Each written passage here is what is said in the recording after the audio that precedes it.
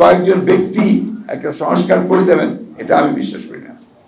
আমি বিশ্বাস করি জনগণের অংশগ্রহণের মধ্য দিয়ে তাদের মাধ্যমে কিন্তু সেই সংস্কার আসতে হবে।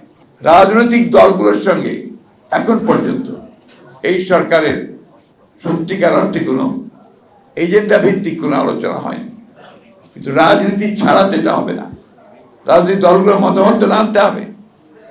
রাজনীতি ওই জায়গাটাই রাজনীতি, যে জায়গায় তারা বসে আছেন ইন্টারিম গভর্নমেন্টে, এইটাই হচ্ছে রাজনীতির জায়গা। কারণ এখান থেকেই তো দেশের সব কিছু ভবিষ্যৎ নির্ধারিত হবে। সুতরাং যারা রাজনীতি করছেন তাদের সঙ্গে অবশ্যই তাদেরকে মত বিনিময় করতে হবে।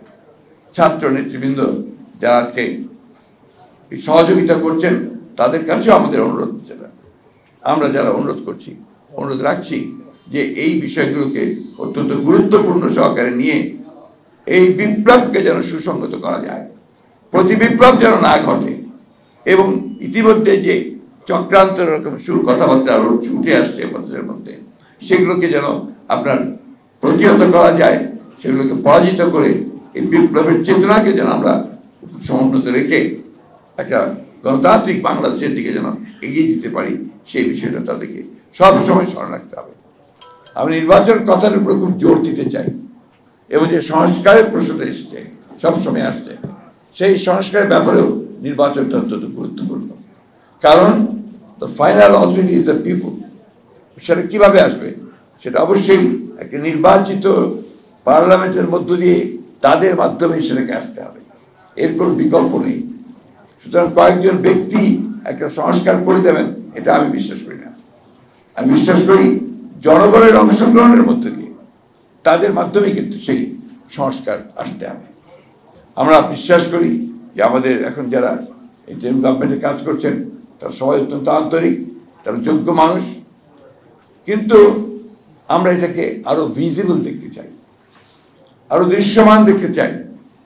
আমরা দেখতে চাই যে প্রধান উপদেষ্টা তিনি অতি দ্রুত জনগণের সামনে তিনি কি করতে চান তা উপস্থাপন করবেন, একটা রোড ম্যাপ দিবেন যে কিভাবে তিনি অতি দ্রুত একটা নির্বাচনের ব্যবস্থা করবেন, কিভাবে তিনি প্রয়োজনীয় সংস্কারগুলো ঘটিয়ে তারা জনগণের একটা স্বস্তি দিয়ে তার সামনের দিকে এগোবেন এবং নির্বাচনের ব্যবস্থা করবেন। আমরা দেখতে চাই যে অবিলম্বে ওই ব্যুরোক্রেসিতে যারা প্রো পিপুল আছেন, যারা জনগণের সঙ্গে সম্পৃক্ত আছেন, সে আইন মেনেই সব মেনেই তাদেরকে আমরা পাশে দেখতে চাই। এই কথাগুলো আমি বলতাম না, কিন্তু বলতে বাধ্য হচ্ছি এই জন্যে যে আমরা সেগুলো দেখতে পাচ্ছি না। আমরা এখন পর্যন্ত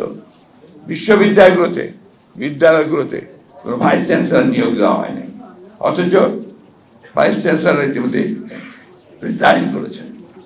আমরা দেখতে চাই যে ভাইস চ্যান্সেলর নিয়োগ দেওয়া হচ্ছে যাদের সকলের কাছে গ্রহণযোগ্যতা আছে।